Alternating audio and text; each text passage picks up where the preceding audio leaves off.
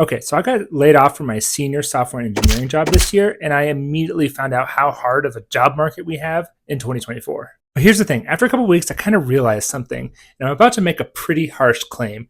And my claim is that LinkedIn is to blame for this job market in 2024. Let me explain a little bit. And hopefully by the end of the video, I want to talk about how to avoid this problem that LinkedIn has presented. Okay, first of all, I kind of want to do a little bit of a history lesson. I want to go back all the way to the year 2011. That's the year that LinkedIn released something called Easy Apply. It's this little button that most of you are probably already know about. It's where you can just apply for a position by clicking this button, and it will send your information off to the employer. And that's it. That's all you have to do to apply for a job. And of course, this seems like such a good idea because anyone who is an employer trying to employ people, the more candidates, the better, right? And if you're a job seeker, then the better way to apply for more jobs instead of constantly putting in one entry at a time and the same resume over and over again, it gets really tiresome. So as a software engineer during this time, it was great because when you're currently working at a job and you want to grow into another role, you can basically be applying for jobs on the side. And if something pops up, you can job hop after like 2 or 3 years and get even more money. So during this time, a lot of engineers were jumping around and getting more and more money as the feeding frenzy for software engineers was going crazy. But hold on, let's fast forward to the year 2022. So just like a couple years ago from the time of this video. 2022 is when the feeding frenzy stopped.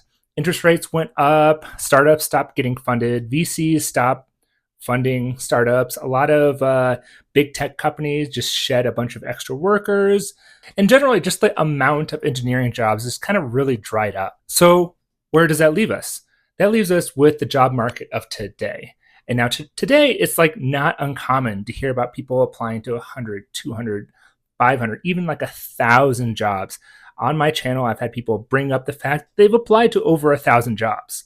And that is absolutely bananas and making this job market seem like a dystopian Mad Max universe where anyone is trying to find a single job and hundreds of applications are going out. Well, this is actually where I put LinkedIn to blame because of the Easy Apply link. I'm asserting that LinkedIn is making this job market worse than it really is. Let me expand on that. So actually, I'm old enough to remember when email was just becoming more and more popular.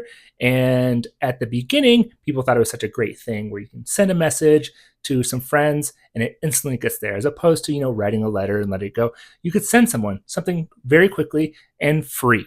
But everyone knows how this story goes, is that email quickly turned into a way to spam people, send out hundreds of thousands of emails to people that didn't even ask for it, and introduce this entire industry that could cut down on the amount of spam that is happening in emails. So, that's the best way that I can describe the state we are in with things like Easy Apply, with one click of applications. Easy Apply has allowed job seekers to easily apply for 1,000 jobs in a week. That alone is crazy. And the thing is, you're able to click on this horrible blue button even if you don't qualify for the job. Also, Easy Apply has ruined the experience for employers. If employers want to try to find someone to fill their position and immediately within 2 days they get over 1,000 applicants, they have to somehow sift through 1,000 applicants. And I'm not just making that figure up. A friend of mine who's an engineering manager put a job posting out and within 2 days got over 1,000 applicants. And when they sift through it using HR software and any sort of filtering software to bring it down to a manageable number, they found out that about 80% of the applicants had no business applying to it at all. They had no related experience and they were just thrown out a Hail Mary, right? That's way too much for anyone to actually deal with. So yeah, okay, take a look at this, for example. After I got laid off, I looked at all these engineering jobs in the Easy Apply section in LinkedIn, and every single one has over 100 plus applicants. Now, if it was only 100 applicants, which it's not, we know that it's much more than that. They're just saying 100 plus. That would mean you would have less than a 1% chance of landing the job if every person had the same chance of getting that job. So if we expand on that further and say you applied to 10 jobs, each job having only 1% chance of getting the job, you also have the problem with ghost jobs, is where some of these postings, these job postings, aren't even real jobs that are going to be filled sometime soon. Maybe they'll hire in 6 months. So let's say 2 out of those 10 jobs aren't even real jobs, it's a ghost job. Then the likelihood of you actually landing an interview plummets even further. I could talk about ghost jobs for a while, so I'm actually going to put that in a different video. So if you're interested, just subscribe and I'll talk about it in a later video. But the moral of the story, the moral of this video is I'm trying to say is that LinkedIn with this feature started off as a good thing and now has actually contributed to some of the most painful job markets that I've seen in my entire career.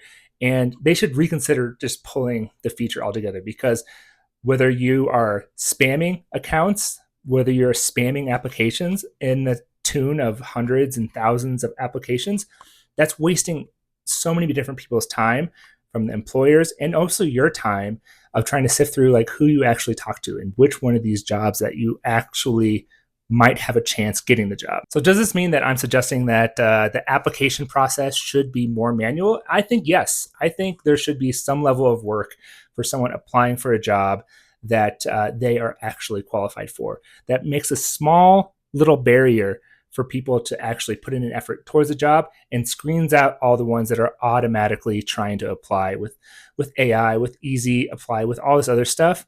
It screens out the noise so that you have a better chance and more focused effort on the people that are putting forth the effort in the application process. So I just started editing and I just realized I didn't really come back and say, how can we avoid this? Like if you're job seeking in 2024, how can you avoid this mess that LinkedIn has really done?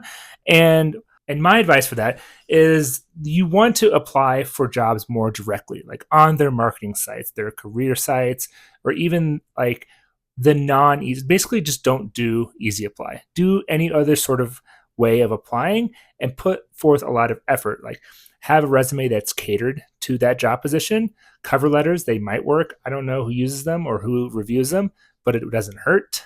Make sure that you try to find referrals for any of these jobs, whether it's a friend of a friend of a friend. Either way, just try and see if you can get a referral.